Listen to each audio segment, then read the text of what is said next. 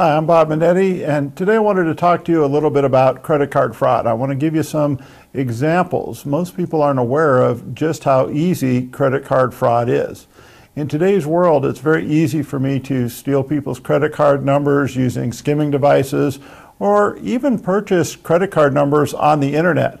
Through the darknet, I can go online and there are websites where I can purchase credit card information and get the information. And then using blank cards like this one, which is just a plain blank white card, I can then record that information. There are devices you can buy on the internet like this. This one cost me $150. And once I have your credit card information that I've either purchased on the internet or that I've stolen from your credit card through a skimming device, I can make a copy of that card onto this plain white card and then use this card to go shopping with. Now, in a lot of cases you would think, well, wow, how could I use a plain white card like that to go shopping? Well, obviously, if I'm somewhere like a gas station or something where I'm swiping the card myself, nobody's going to know. But I'll be honest with you, I got to see a video on the internet of a gentleman who said, hey, I took one of these plain blank cards, went to a store and used it for shopping, and I said, you got to be kidding, that could never happen. So I actually copied one of my own credit cards onto one of these plain white cards, went down to Walmart, made a purchase, a little over $200, handed the cashier the card. She swiped it, had me sign on the dotted line, an electronic signature, handed me my card back, and I walked out the door with my purchase. Now understand there's nothing illegal about using your own credit card, but think about it. When was the last time someone asked you to verify the identification on your card? And they don't just use the plain blank cards, because I can get this card printed with a Visa logo, Discover logo, any kind of logo I want to put on it to make it look like a legitimate credit card.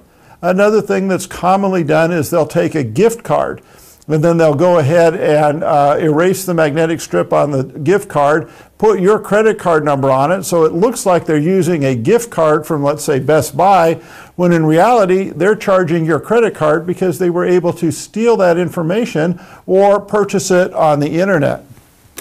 Now, a lot of people think, well, I'm not worried because I have the new chip cards. These are the new cards with the RFID chip in them.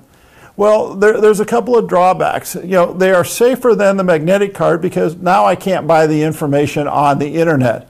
In order to copy the card, I actually have to physically have your card in my presence. But let's say you give your card to a waiter. They can go in the back room, copy the magnetic strip on your card, and copy the RFID chip. The devices like the one I showed you, the new ones, actually have a slot in them that allow you to copy the RFID chip. But the major worry when we're talking about credit card frauds with the RFID chips is people have gotten these new cards and they assume, wow, my card is safe. I have an RFID chip. What they don't realize is that this is a radio frequency activated card. That means that you can just wave it over the purchasing machine to trigger a transaction. Thieves have gotten aware of this idea. So there are now devices that you can buy on the internet that I carry around with me. It's a mobile point-of-sale device. And what it allows me to do is if you have this RFID chip card in your wallet, I'm going to walk by you and it's going to record a transaction for $49.95, a card-present transaction that's going to say you waved your card over the device and we charged you $49.95. Why $49.95? Because it's right below the $50 limit that the federal government has. For credit card fraud, anything over $50, the credit card company is going to eat it. Under $50, the credit card holder is responsible for it. The thieves want to keep the transactions low because they know that the credit card companies are less likely to get them. So they go ahead and do it. In order to avoid having that kind of fraud, you need to be aware of the protections. You need to have an RFID safe wallet or an RFID safe sleeve. This is basically a lead-lined envelope that you put your chip card in order to protect the card. That keeps somebody who's walking around with a mobile device from reading the chip out of your wallet, and it protects it from having transactions put on it, because remember, those are going to be point-of-sale transactions, card-present transactions. Your card was there. It becomes much harder to prove that this was not a legitimate transaction. Now, these are just a couple of things that you need to be aware of when it comes to credit card fraud. I just wanted to cover some of the real basics and share some of this security information with you.